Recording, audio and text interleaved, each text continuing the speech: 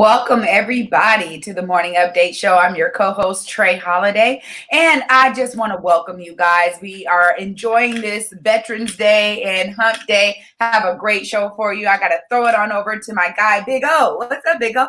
How are you? Happy Hump Day, my friend. Yeah, man. Good morning, Trey Holiday. How are you today? I'm well. I'm well. Yeah. It's right. It's Wednesday, Hump Day. This is a Veterans Day. Always a special day. People celebrate here service of our veterans and across our country.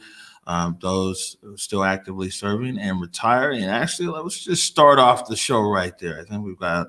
Wrong. Good morning, sir. There it is. Look, they shuffled them this morning, but we got a graphic. Today is for our heroes. Let us honor our Veterans Day. And people might not really know, but the history of Veterans Day, we call it Veterans Day here, but it started off as Armistice Day. And so like the thing is World War I was like, they called it the war to end all wars, because that was the first time like you really like had all these world powers, and it was a real mechanized kind of war. And the world to that time hadn't seen that level of death and destruction. And an armistice was declared on the 11th hour of the 11th day of the 11th month in 1918, and that was the armistice. And then it was in June, I believe, of the following year, in 1919, where the war was actually ended. And World War I, the people were so shocked by the amount of death and destruction. That's what led to the formation of the League of Nations, because they were like, man, if countries can talk, if there's a place where countries could come together and talk, then maybe another world war could be avoided. And the League of Nations was the precursor to what we now know as the United Nations. And so, on the 11th hour of the 11th day of the 11th month in 1918 is when, basically an armistice came into play. And over the years here in the United States, we celebrate it as Veterans Day, but that's where it got its start. That's a great history. Oh, and I think a lot of folks don't really know about that. I didn't myself. So thank you for breaking it down for us, my brother. Always digging deep into the archives to make sure we're educated. Well, yeah. And the other thing is, so before Armistice Day, November 11th was a real big deal here in the Evergreen State, because it was November 11th, 1889, that Washington became a state. So this is also the state of Washington's 130th birthday today, 131 years old here in the Evergreen State. It was going down 131 years ago. Today, the state of Washington was admitted as the 42nd state into the Union. And actually, that's why if you go down there to Olympia, the front steps walking up to the Capitol, to the Rotunda, there's 42 steps to represent the state of Washington as the 42nd state into the Union. So November 11th, 1889, Washington became a state. You got to throw this in here. Brothers was here before that. William Gross and those guys was running around in the Central District back when Washington was just a territory. Oregon got statehood before us. And of course, Oregon didn't allow Black people into the state of Oregon. And so if you heard these stories about the Oregon Trail and, all these riches and everything out west, and you followed the Oregon Trail and you followed these rivers and you followed the Columbia, and you got there almost to the mouth of the Columbia, and the settlement there, Portland, and you're like, hey, man, Portland looks good. This is cool. State of Oregon, Black people weren't allowed. And so you took a right at the Columbia River and went north on what we call now I-5, and you find a lot of people who settled here. George Washington settled in the city of Centralia. Centralia was founded by a Black man named George Washington. And back during the territorial days, that's when William Gross met Governor Isaac Stevens, at the time Territorial Governor Stevens. And Isaac Stevens was like, hey, man, you got it popping. You need to come to Seattle. And anyways, I can go on and on about the history of it, but today is also the state of Washington's 131st birthday. Well, there we go. All us Washingtonians can tip our hats a bit and say, happy birthday to our state. Thank you, O, for that history. I think a lot of us having more context is always helpful. So much appreciated. Yep. And before we move on, want to remind everybody, this is a real big deal. This is real special to me. I hope that people can participate in this, pick up a ticket. This is the Seattle Association of Black Journalists, and they're actually honoring me on Friday. This is it's going to be a real dope live event, and with me and Joyce Taylor from King 5 actually going to set it up right here, Converge Media Studios. So it's a big deal. Joyce Taylor's coming over here to the studio. Tickets are only $10, right? And what's really good about this is this goes to a scholarship fund to continue to uplift and amplify, the next generation of Black journalists here in Seattle. So if you like what Converge is doing and you like what we're doing and we're getting the word out and everything else, you want to make sure and support this. And we'll put the link here in the comments. You want to make sure and support this because this is what's really setting up the next generation of Black journalists and ensure that our voices are heard. The link is there. Just click on it. $10, $5 for students. This is Saturday. We really want to encourage people. If you haven't got a ticket for this, go for it. And really, they're talking about a lot of stuff. A lot of people, they say, oh, well, they've heard me on the talk about the CHOP or talk about this and that. What's going to make this special is I'm sitting there with our people and really talking about the real journey. People see a glimpse of 2 or 3 months there in the Seattle protests. But, starting off at the Garfield Messenger and then my time at Black College Radio, WRVS 89.9, ECSU down in North Carolina. And, my time working at different companies in New York and then over to the continent of Africa and the span time there. And my work in the Middle East, all of that before coming back home, before people saw me in the CHOP. So it's going to be a great opportunity for discussion, and really want to encourage people. If you haven't got a ticket yet, go ahead and pick that up. Yeah, absolutely. I think you're so right too, because, just knowing you have an amazing journey, my friend, an amazing story. And I think so much has really been culminated with what you've done with Converge. But, that story goes very, very long. So I'm glad that folks are going to be able to hear more in depth and the nuances that you bring to this work. Yep, definitely excited about that. Oh, before I go any further, I gotta tell you, Shaina Shepard is in the building. She is here, and she's gonna be talking about Shelter Fest. We also got Shelter Fest going on Saturday evening and Sunday evening, where we're uplifting local artists and restaurateurs and some of everything else, man. It's all about giving this weekend. So Shaina is in the building. The last time we had Shaina Shepard on air, it was like, man, it was almost spontaneous combustion having both of you guys on screen together. So looking forward to that, and we'll talk to her in a minute. A lot of stuff today has to do with the budget and the mayor and the city council and everything else. And we're going to hop into that, Trey. But before we do, man, I had to really reach out yesterday and reached out to the Seattle Police Department to make sure and set a record straight here. Now, this is and this isn't the publication that I'm getting ready to put up. This is the CapitolHillSeattle.com, and it talks about the man that was killed on Sunday morning down Capitol Hill, Marquise Patterson, and actually Eric Calligraphy was friends with Marquise. And you can go to CapitolHillSeattle.com and kind of read about what's going on there. Here's the thing is, there was a publication that I won't name here. There was a publication yesterday that published an article that said protesters intentionally blocked first responders from responding there to Marquise Patterson. And this is what they published. It said Black Lives Matter protesters and Antifa block first responders. And it was like, yeah, clearly Black lives don't matter. And in some areas, it's really inflammatory. And like I said, I'm not even going to mention the name of the publication.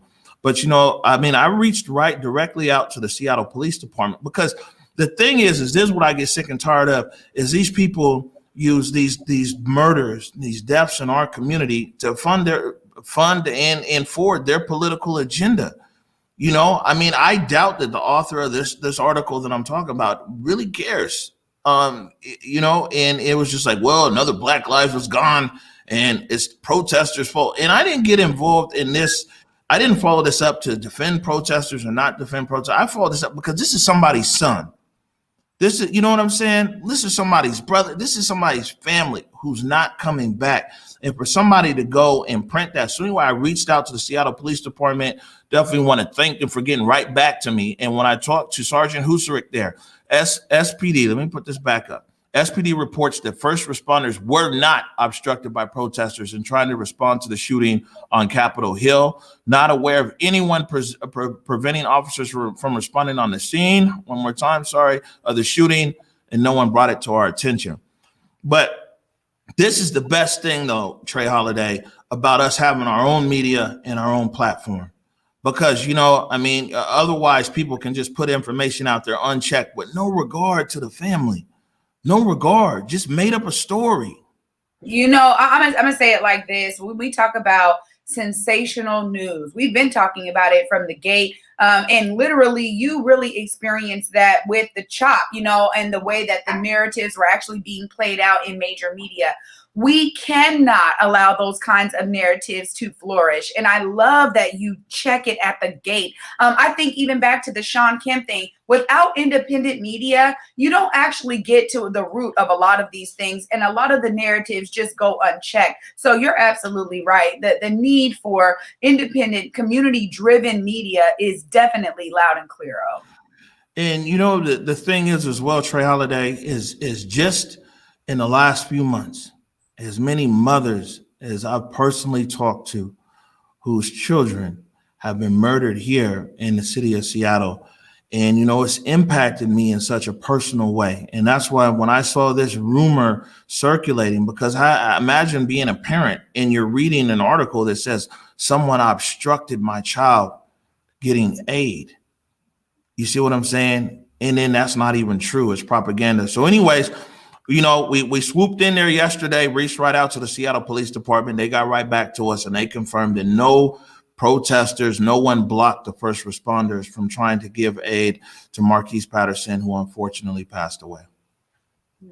I'm so glad it got cleared up right away. And again, like you said, we always come from the fact that these are people's families. There's loved ones left behind when someone is lost in a bout of violence. And no matter what, it's clear that whoever was reporting in that report that's going unnamed, it's clear they weren't caring about those family members who are still left with trying to understand the details of what happened to their loved one. So again, you know, I'm just glad that it was cleared up by the Seattle police right away. Yeah, and so Dora, Elisa Vega's like, yo, I wish you could say the name of the public. We ain't even, you know what I'm saying? We not gonna get him no shine because also, you know, we never know. Family members might not have seen that. You see what I'm saying? And man, we ain't trying to traumatize nobody, and definitely we ain't trying to enhance these other people that's just coming with propaganda and using the tragic death of people in our community to push their agenda. Moving on here, Trey Holiday. It was a big day for you and for Africatown Community Land Trust and for the Central Area Senior Center. Got invited to hop on a presser with Mayor Durkin yesterday as she officially put pen to paper and signed over Fire Station 6 and the Central Area Senior Center. So I have 10 here, and we have the ordinance first. Is the ordinance for the Central Area Senior Center that I will sign.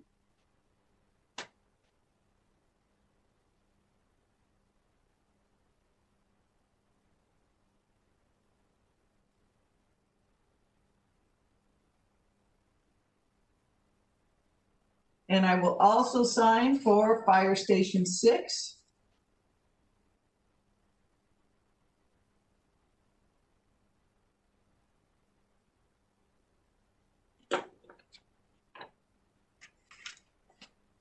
After lots of work for many years, it is official.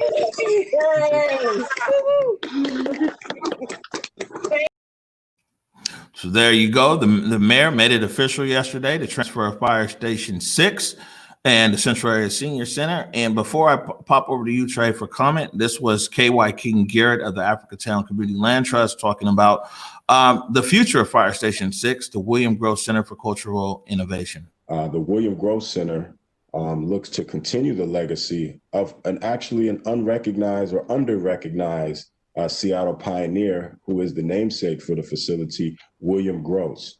He was a pioneer, early pioneer of Seattle.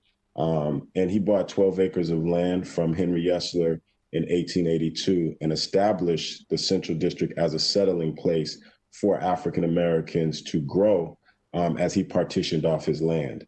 We look forward to William Gross Center for Cultural Innovation and Enterprise at the former Fire Station 6, continuing that legacy by creating space for our creatives, our entrepreneurs, just the general brilliance in our community to be nurtured, to develop, and be connected with providing value in the larger economy around us.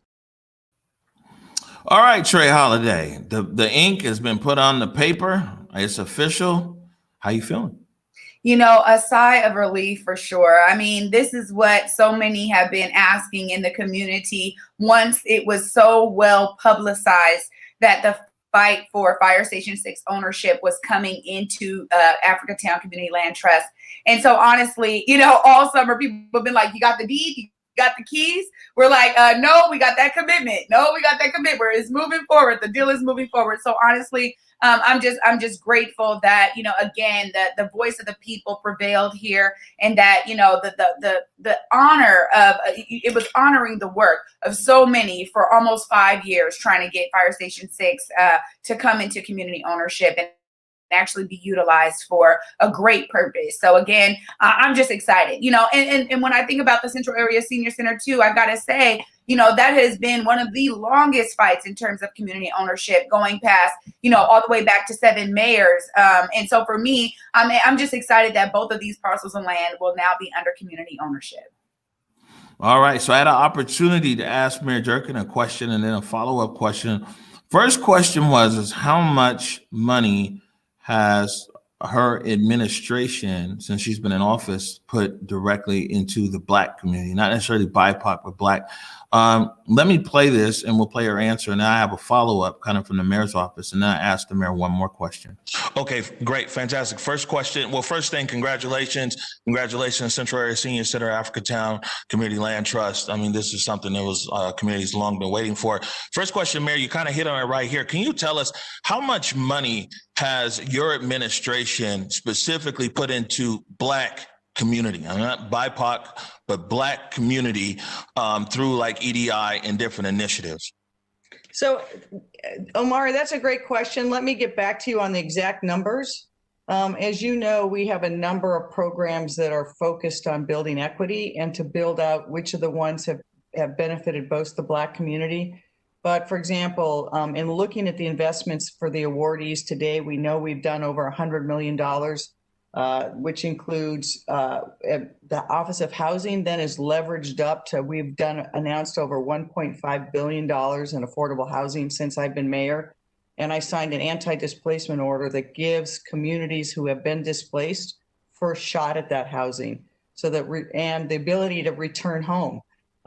We also, we have one of our most promising programs for the future of Seattle, I believe, is our Department of Education and Early Learning through increasing our free childcare programs. And announcement, we have openings still in childcare. So if you're looking for childcare, please go to the website because we still have openings. And through our Closing the Opportunity Gap to the 2 years free college, we look at some of the statistics and that it is primarily students of color who have benefited from the Promise program. I don't have the African-American breakdown, but we can get you those broader numbers. But I think over the last 3 years, if we look at some of the programs we've had, they've been enormously successful, but they don't begin to touch what we need to do as a city to reverse the impacts of systemic racism, the growing city displacement and gentrification as Seattle became more expensive. So I'm committed to doing more on that front. All right, and so what the mayor said. So the mayor didn't have an exact number there. I've been talking to the mayor's office, and they're doing their analysis or whatever. Because I told them, like, man, you should really get back to us with the best information, not the most rushed information. But something they sent over initially was like 105 million. But I'm waiting for everything, and then we'll report back to the community. But I will say that the mayor's office right away started emailing me, talking about how they could gather this information so we could report back to the community on that question. And then, as you know, Trey, earlier on this week, Big O went on his rant. And one of the things that I talked about was that politicians, especially the ones that have been in power here, the Democrats, they always find enough money to treat the symptoms, but they don't find the courage to cure the disease. And so I kind of posed that to Mayor Durkin. My second question is, yesterday on the morning update show, I said that politicians in our city and in our state have a track record of decades of finding the resources to treat the symptoms, but never really having the courage to cure the disease. Putting money to the side, Mayor Durkin, what are you committed to in regards to actual policy changes, laws, the different ways that the city operates to actually bring sustainable systemic changes outside of money? What's going to change? Because we see that money doesn't solve quite every problem in our community here. We see that with homelessness. What policies and laws and ordinances are you committed to change to bring more equity and fairness to the Black community in Seattle? So, Omari, I'm committed overall to the whole web. I think you're exactly right. Resources aren't alone the resolution, but they are part of what we have to do.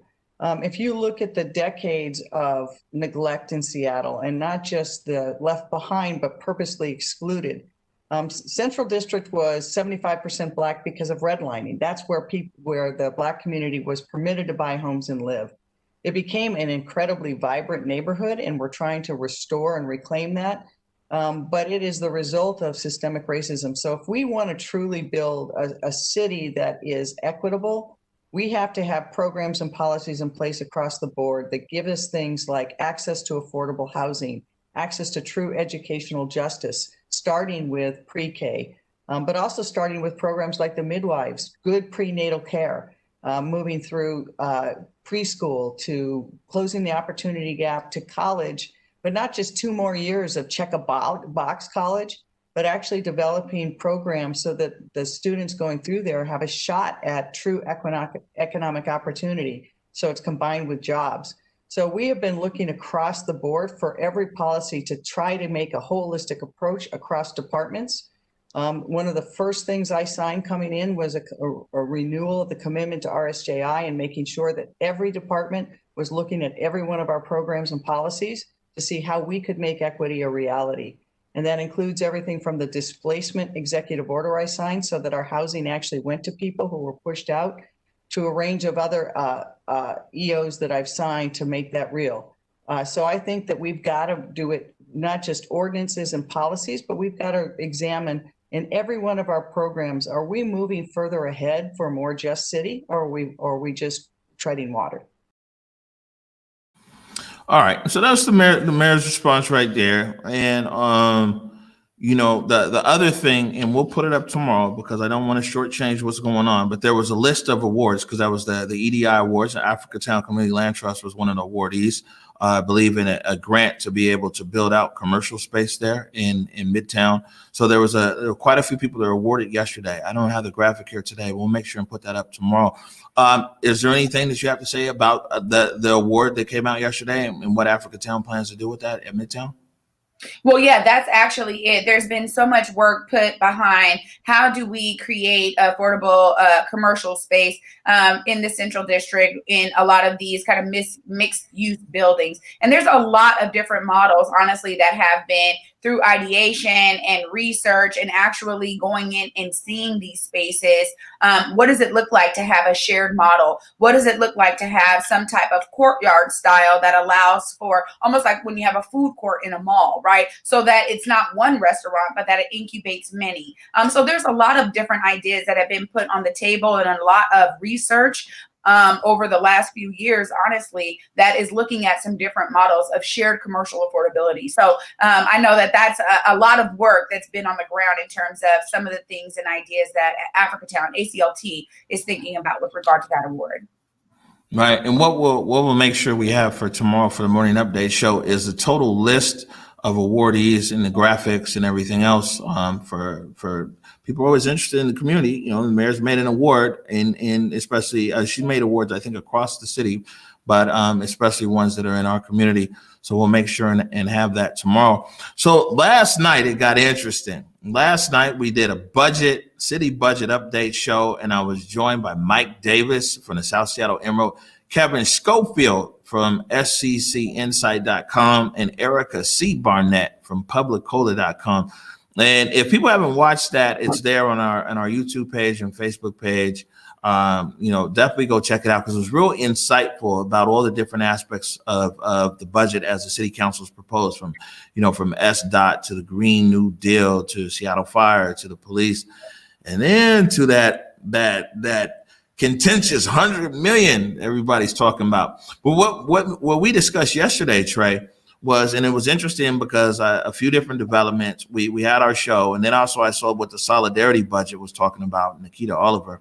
But kind of what we see happening is the city council and the mayor, they've kind of kissed and made up. It's stalling out. The mayor kind of got what she wanted with SPD. The video, Kevin Schofield breaks it down really well. The mayor kind of got what she wanted with SPD. The council gets what they want with this. They're gonna, use this $100 million the way that they see fit. And a lot of the disputes, at least that were vocal disputes, we don't really hear those right now. It's a new day a little bit, right? I mean, it definitely feels like it in terms of we've been, you said this, and I think that we're going to see more of how do we work together when we're talking about elections coming up. I think that really is a driver for, hey, let's look at how we can move forward and do some type of unison model, cohesive model that showcases a little bit of compromise on both sides, and let's meet a little bit in the middle here. And to be honest, I'm not so surprised by the, a little bit of that, energy being shifted in that regard. And I think, honestly, I'm going to say this, I'll say it every time that we really talk about this. I'm all for the community seeing those wins. At the end of the day, if the community is able to get that in direct investment that it has been literally scapegoated from, everybody kind of tailing away from, investing in, these communities. That's what I care about the most. And we really want to see the needle moving forward with regard to our people's lived experience on the ground. Right. Well, there's quite a few theories floating around. Some of them are that, if Biden ever gets into the White House, we'll see what happens. That Mayor Durkan very well might be on her way out. And she's like, hey, man, no more fight. Here you go. you go do this and that. But here's Mike Davis from the South Seattle Emerald. We were discussing his perspective as how he sees things between the mayor and the council as to what's going on. Mike Davis, and you chomping at the bit. It's going to look silly, and it's exactly what they're going to do. There's no way that the mayor gives this thing up. I think the reason why the mayor was so happy when she put out that press release is because now she has less accountability to the whole process. When you read through that specific language of how her task force has to wait for that authoritative body to give them the green light on doing anything, now basically it's the council has to approve them before they jump on anything. So when they finally do jump, if they ever jump, if anything goes south, she has somebody that can take the blame. Now, if things go great and it's a win, then it's yay me. But either way it goes in this scenario, the mayor can't lose. So I don't really see her giving this up. She also won because she didn't have to cut the police in this whole entire process. And one thing that sticks out to me, and I know I'm going back to ancient history here, but I still remember the days when the mayor promised $100 million to the Black community, and somehow that turned into $100 million BIPOC, and now it's turned into 30 million over here and 30 million over there. So I'm skeptical of the process as a whole. Mike Davis ain't never got a problem keeping it real, huh? Yeah, that's all the way real. And I think that he really echoes so many sentiments that I hear on the ground, honestly, in the community. Oh, this is why so many people know we're not looking for saviors to fix this, right? It is really a collective people voice. We're going to continue to press because we've seen this time and time again where, you know, there's this great momentum. The people feel really good. Oh, man, we got folks on our side. And then Mike is right. There's a bit of a chipping away here. And this is something that we've seen before. It reminds me of an old normal tactic a bit. Well, I will, but here's the thing: is the flip side of it is one week ago, people were like, "Man, this rich white woman is going to sit here and tell community how to spend their money." The mayor's no longer involved in this now. She conceded to the city council, so now now there's the city council that's going to tell the community. You know, I mean, they've outlined some stuff. I think communication is probably better between council and these groups and everything else. But the mayor is kind of out of the picture, and even the 30 million. So there was 100 million. Actually, we'll play the next slide here from the solidarity budget. That 100 million, like we talked about yesterday, the council took 70 of it. They left the mayor with 30, but the mayor can only spend the 30 if the participatory budget people agree with her task force. So basically, the mayor is out the picture. This now sits on the council, and we'll see what the council does, because, you know, it's always easier to point to the next person. It's very difficult to, push it out. I know a lot of community members got a working relationship with council, but let's see what they say. So this was how we talked about the budget, but the solidarity budget, they had a meeting yesterday. It was hosted by Nikita Oliver. And in this clip right here, I believe it's Sean Glaze and somebody else here from King County Equity Now.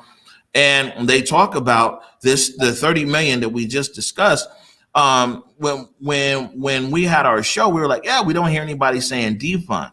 Well, people are still saying defund. They want that 30 million that the mayor wants to actually come directly in cash from the Seattle Police Department. I'm gonna play this, and then we have a quote from Nikita Oliver. We are here today because yesterday the Seattle City Council revealed their budget package, and it's their response to the budget that Mayor Durkin proposed for 2021. The uprising this summer, the dynamic uprising that has been sustained for well over 160 days, has forced a reckoning with the role of police in this city. And that's been reflected in the budget fight this summer and the budget fight happening right now. Up until this year, a fourth of the city's general fund has gone to funding the Seattle Police Department. The solidarity budget came together to push back on the status quo use of resources to say no to cops and yes to all the things that we know can guarantee our survival and, more importantly, our thriving. Yeah, so the mayor's task force, as we know before, was provided $100 million to decide, how to address BIPOC needs in the community. And so what council did with that 100 million that the mayor had proposed was take 70 million out of that. And so the mayor's task force now has $30 million, and which is the same amount as the community-led process. And so that 30 million that the task force has is for the group that the mayor handpicked to decide what should be done with those funds. But it's great that 70 million of that 100 million was taken out from the mayor's process, but we are still advocating for that 30 million to go to the task force, as opposed to being for a handpicked group that the mayor decided. And we're also advocating for the mayor's task force money to be returned to EDI, and for that money to be replaced by money taken out of SPD. All right, so you said money replaced for SPD. So I hit up Nikita Oliver this morning because I said, man, I want to make sure I'm getting this right. It sounds like defund is still there. And this is what Nikita sent back. Last year, nearly a quarter of the general fund went to SPD. We want to see a budget that divests from SPD and reinvest that money in public health and safety initiatives that work for everyone. There's no reason for the mayor to take money from fights community already fought and won, like the EDI 30 million. So I bring all that up because yesterday during the morning show, I was like, man, I don't hear anybody talking about this defund anymore. This $100 million deal is going through. City council is going to do X, Y, and Z, but it looks like solidarity budget. They're keeping their foot on the gas. Yeah, absolutely. And this is my point, right? Is that people in the community, nobody is letting up, right? It's not as if, oh man, okay, yeah, now there's some great work happening, with the city council and the mayor. All right, and now there's this and that. No, people are really still pressing. And that's really why I love the fact of coalition style work, because I know that there are experts on the ground fighting for the budget the same way that I'm fighting for community assets and resources, in the same way that I'm fighting when it comes to housing equity. So I think that there's a lot of different factions, and it needs to happen in that regard because this is a multi-pronged approach. So I'm glad that you were able to get that clip from the solidarity budget so that folks can understand, and our audience in particular can understand, that there still is this effort happening on the ground. And honestly, the protest movement put a spotlight on a lot of those organizations, but with or without that spotlight, that movement and that activity and that effort is happening. All right. Hey, we're going to take a short break right now. When we come back, where's Shaina? Shaina, you going to wave at me? Where's Shaina? Hey, Shaina. When we come back, we're going to be talking to Shaina Shepard, and we're going to be talking about Shelter Fest. And whenever you and Shaina get together, it's always a lot of Black girl magic. You're watching the Morning Update Show. My parents coming over here as refugees meant that they didn't really have anything when they came to America. Having reliable healthcare and having a reliable doctor was really important. 共同của tôi, trạm y tế của tôi. 我的社区，我的诊所。Mi comunidad, mi clínica. بلشدة هي بقارها. My community, my clinic.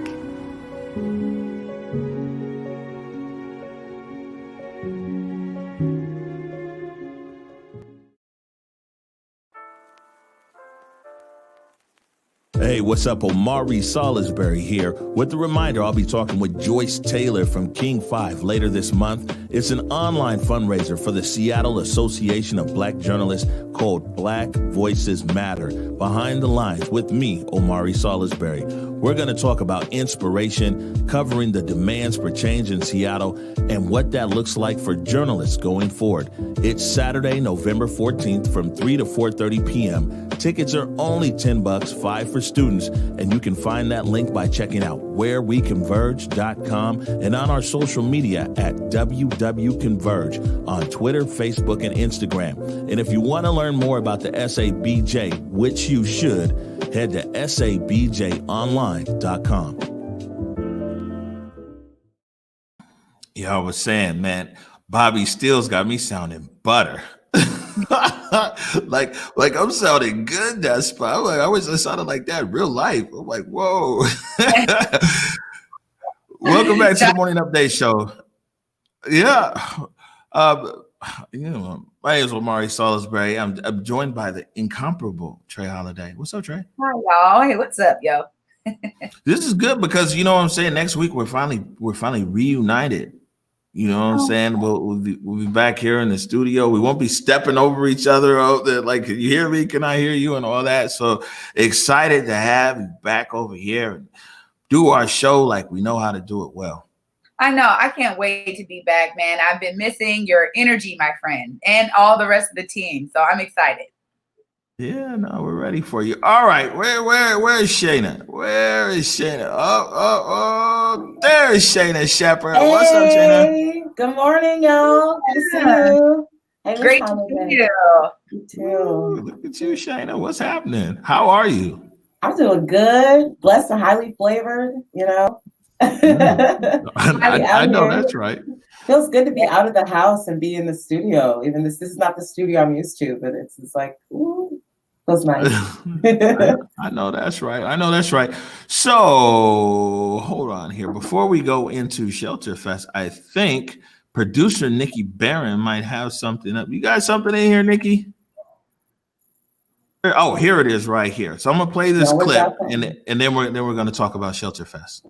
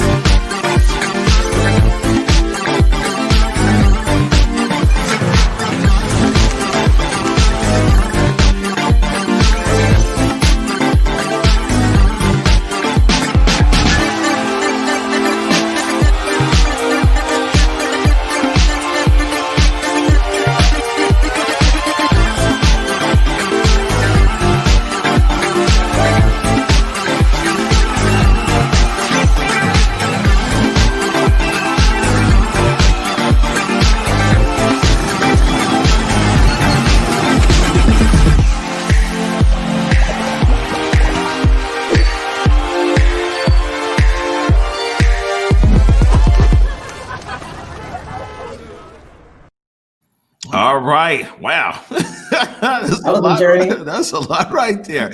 Sounded good too. So tell us about it, Shaina. So Shelter Fest is a incredible festival that is set up to support the Seattle Artist Relief Fund.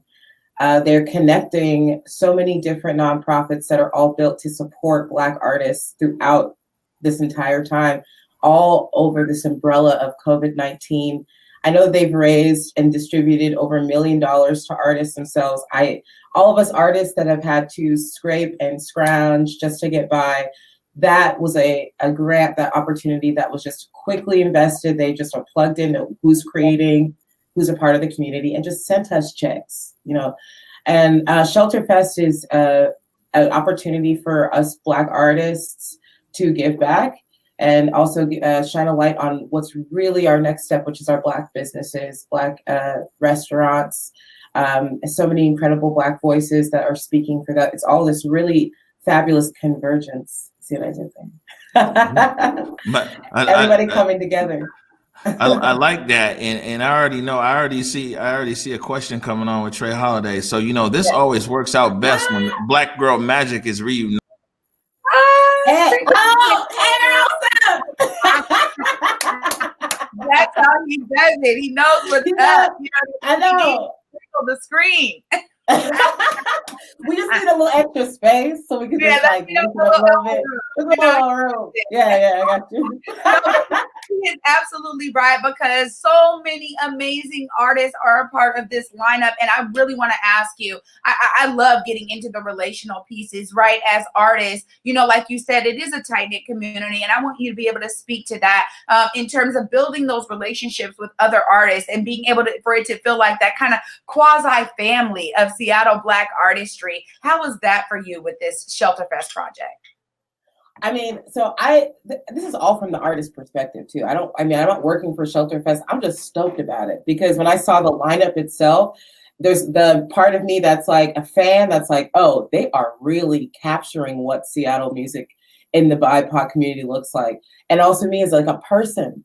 Like, let's just go through. I mean, Tiffany Wilson is the best singer in the Pacific Northwest, probably in the entire western part of this country. She's touched by God, and she is the sweetest person that ever lived, who actually represents the community. That's Tiffany Wilson right there. Beverly Crusher, led by Cozell Wilson, is a rock band that Bear Axe, my band, has performed with many times. Great friends of ours, and they put on a great show. It's like Jimi Hendrix meets like crust punk. It's like super dope. Maya Marie, that's my best friend in the world. Maya Marie is a singer-songwriter. She just sounds like a locomotive train coming at you that you're like, you can't get out of the way of. Rebel Be Free is amazing.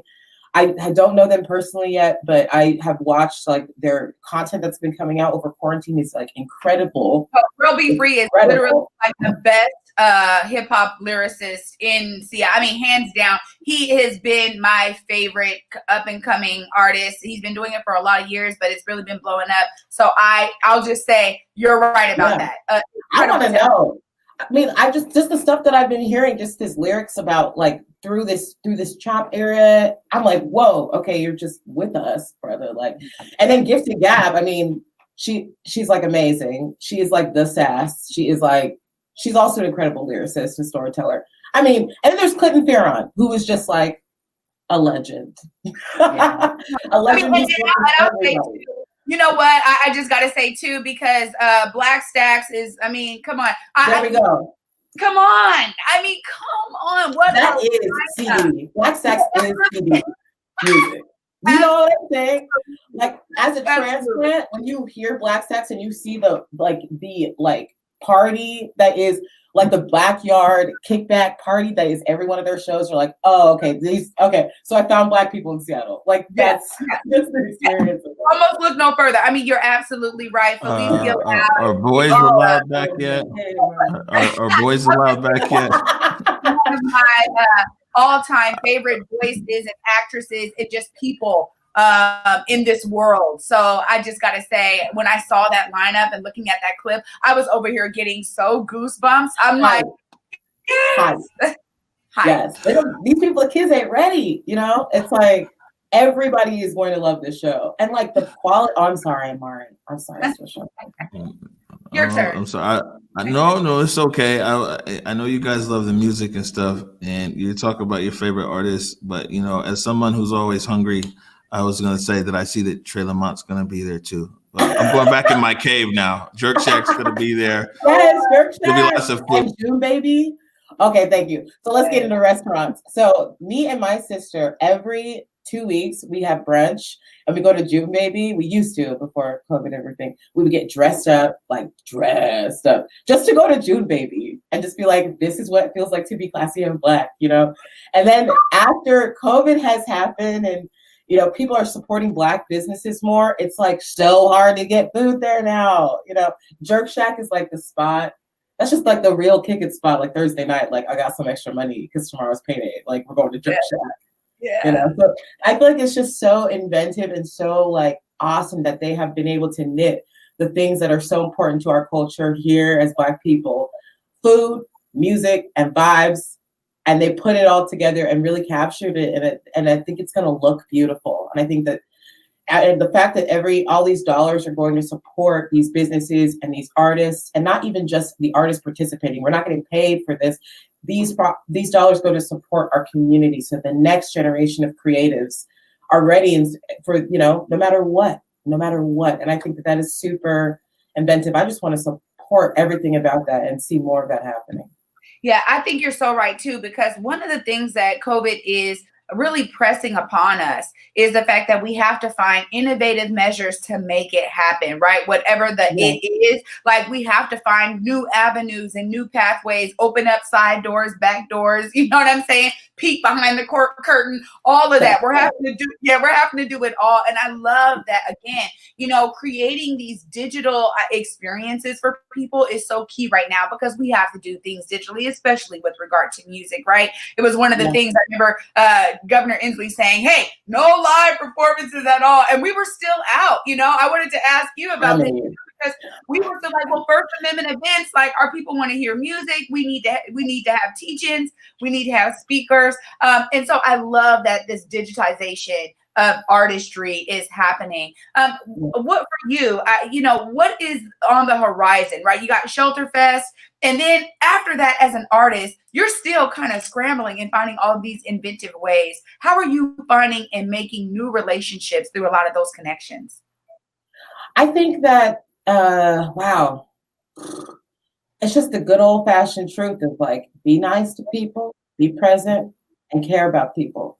And, you know, it doesn't matter if you're in the room with somebody, as long as you're connecting with them, you still have that opportunity to make those steps for yourself. I've just been trying to, I got a New York hustle, you know. So when it comes to like limitations, cool. Let's figure out a way around that. And I think that is like a way of thinking that is now being really woven into the network of our music community. But at the beginning of COVID was not there. It's like, okay, everybody feel our feelings. Let's feel our feelings. Or let's doubt all of our life choices. I'm like, nah, we got to make stuff. This is our job.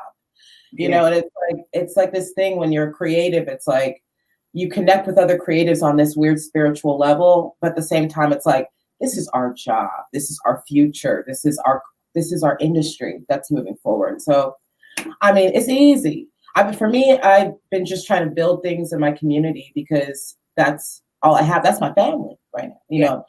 And so I've been trying to build fundraisers that support my bandmates. I've been trying to do appearances and have conversations and read about what people that I love care about, and then bring it into what I do. Even if it's not music related, it is music related because I'm an artist and what I do it's a part of it, you know?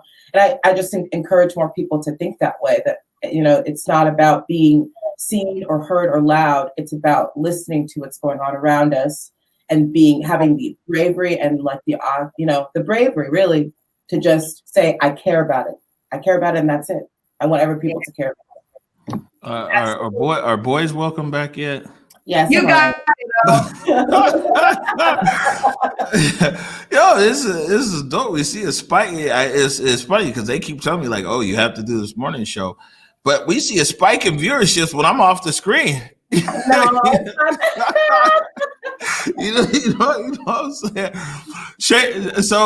Well, with it right here, this is Shelter Fest, and the best thing is that wherever somebody's watching us right now, for the most part, they can watch Shelter Fest across our Facebook and our YouTube page. Yes. That's the Saturday and Sunday, 6 p.m. to 8 p.m. Great way to support artists, support these Black businesses.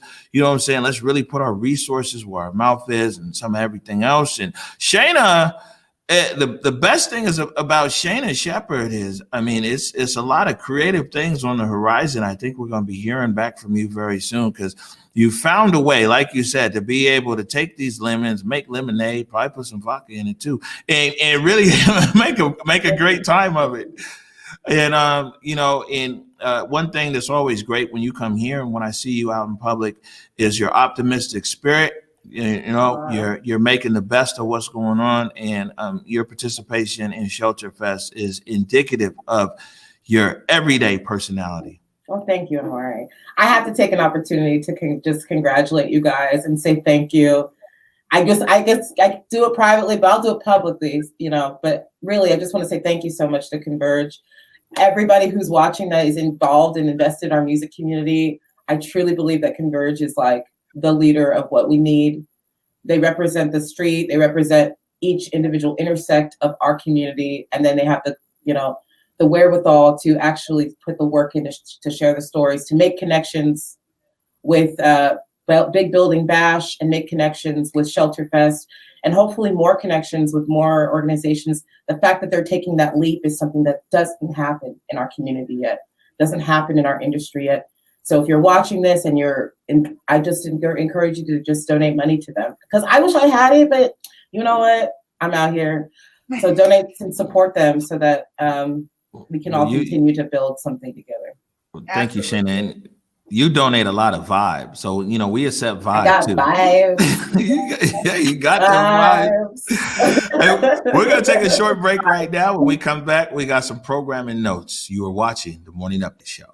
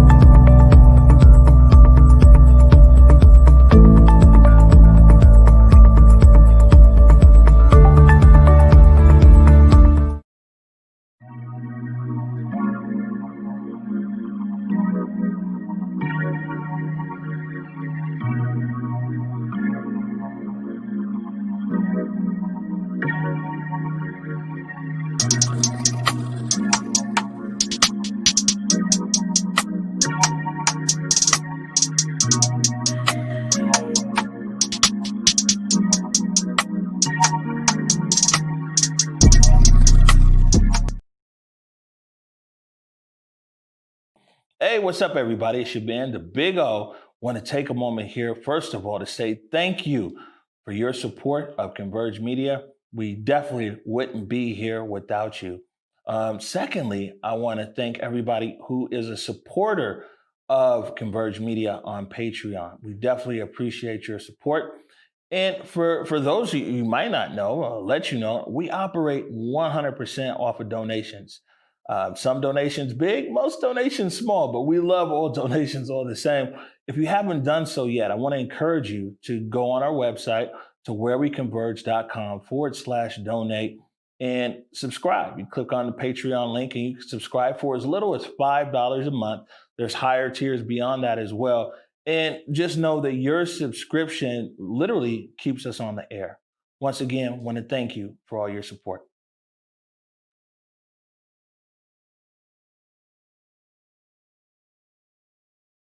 I guess we got to bring each other back on the screen. I was sitting there watching myself like, hey, who's that good looking guy right there? What's up, Trey Holiday? Hey, what's up, man? Making it happen. Can't believe it's already the middle of the week, my friend. Moving through it. Right. And what I was actually looking for is that I wanted to thank we have some new Patreons since yesterday. Angie Gerald and Michael Barton. Thank you for your support of Converge Media. It's much appreciated. Got a few programming notes here. So tonight at 6 o'clock, it's news, views, and brews. And that's with Brian Callanan and Kevin Schofield. That's going to be at 6 o'clock. We got a graphic for that. There, look at, ooh, man, we moving on up over here. Seattle News, Views, and Brews tonight, 6 o'clock across all of our platforms. Like I said, with Brian Callanan and Kevin Schofield. Another great show, gives insight into what's going on at City Hall. So I know that we've engaged a lot of community members that are always trying to learn and what's going on and what's happening. Make sure you tune in at 6 o'clock. And then tomorrow night, man, this is another one I'm looking forward to. We've got post-election analysis. We got Julia, Jesse, and Mike Davis back together again, reunited, talking about this mess that's going on with this election. That's going to be at 7 o'clock tomorrow night. And you know, whenever Julia, Jesse, and Mike Davis get together, man, it's a good. It's very opinionated. I'll leave it at that. And then on Friday, do we have another Chats with Trey? You know, at 2 p.m. we do have another Chats with Trey. I think Carlos is getting our episode together right now. So we'll have the guest coming. I think it's going to be Hamdi, but I'll know for sure tonight when I talk to the producer. All right. Fantastic. Well, again, we want to honor all the veterans out there watching and those currently in service and retired. Today is your day. Happy Veterans Day. And also want to say happy 130th birthday to the state of Washington. 131st. Yeah, that's right. There you go. Happy 131st birthday to the state of Washington as well. Any last words, Trey? None for me. I just want to say, actually, yes, something from me. I want to say a special shout out to my father for this Veterans Day. Thank you, Daddy, for your service. We love and appreciate you. That's what's up. There it is. All right, everybody. Until tomorrow at 11 a.m. Peace. Lift every voice and sing till earth in heaven ring with the harmonies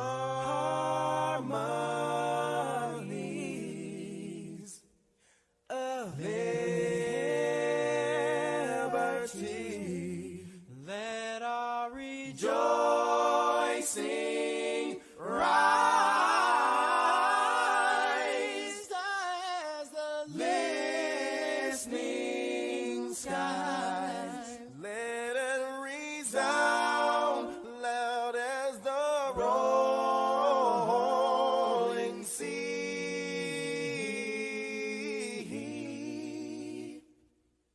Sing a song full of the faith that the dark past has taught us. Sing a song full of the hope that the present has brought us.